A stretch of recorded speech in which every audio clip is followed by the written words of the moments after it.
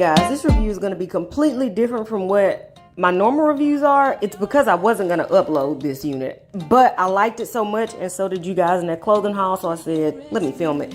This unit I picked up from Nadula, and you see it comes with the normal extras. It's a 13x1, meaning you get a little tincture lace that you can part 1 inch, but 13 inches of lace going across.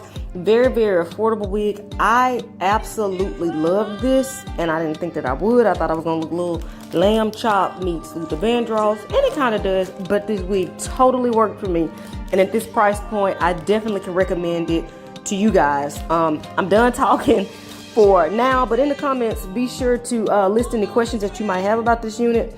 I'll, down there in that description box, put a direct link to where you can purchase it and all of the details.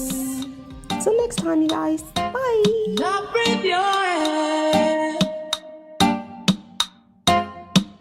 You only can rescue me.